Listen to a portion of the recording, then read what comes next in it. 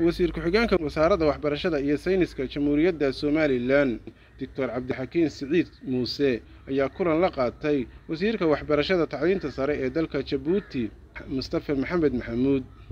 wasiir ku-xigeenka wasaaradda waxbarashada sayniska jamhuuriyadda Somaliland oo casuumaad ka helay wasiirka waxbarashada tacliinta sare ee dalka Djibouti intii kulankaasi ka dhacay wasaaradda waxbarashada dalka Djibouti uu socday ay ku kulmeen labada wasiir ayaa waxaa la iskula soo qaaday kulan qoto dheer oo qaatay saacado oo ka socday wasaaradda waxbarashada ee dalka Djibouti oo ayna ku kulmeen labada wasiir ee waxbarasho ee dalka Djibouti iyo dalka jamhuuriyadda Somaliland ayaa waxaa la iskula soo qaaday sidii iskaashi buuxa looga yeelan lahaa dhinaca waxbarashada ee labada dal Somaliland iyo Djibouti.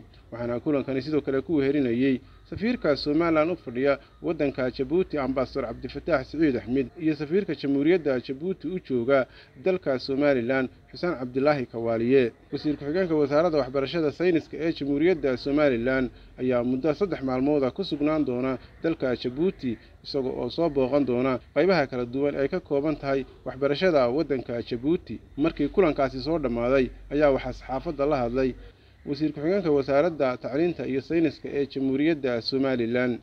waxaan u mahadnaqayaa walaalkay wasiir Mustafa wasiirka waxbarashada iyo xirfadaha runtii martiqaad rasmiya aan ugu nimid dalka Djibouti.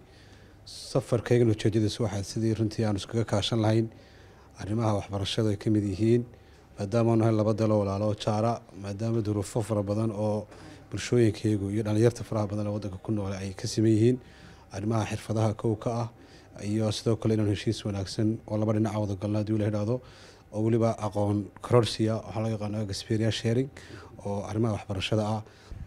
runtii waxaan aad iyo aad ugu mahadnaqayaa siyaasadda guud ee madaxweynaha dowladda Djibouti ku hogaaminayo iyadoo ka timid halkaa barnaamijkana la siiyay baahida rasmiga ah ee suuqa taalla ee marketka laga keenay in la ogaado xirfadda baahida ay qabaan bulshadu sidaasna ay wasaaraddu ku fulisay. sidoo kale waxaan u mahad celinayaa walaalkay wasiir Mustafa siyaasadda wanaagsan lagu leergareynayo ama lagu hogaaminayo wasaaradda waxbarashada iyo xirfadaha. waxa iga soo baxay in xirfaddu ay ka soo bilaabmaan dhalinyarta reer Djibouti markay xirfadda bartaan ay dib ugu noqonayaan isla markaana fursadda shaqada ay helayaan. waa talo wanaagsan waxa weeyaan waa aqoon kororsi wanaagsan runtii aan ka faa'iidnay. Maxamed Jaamac Waale warbaahinta qaranka Somaliland Djibouti.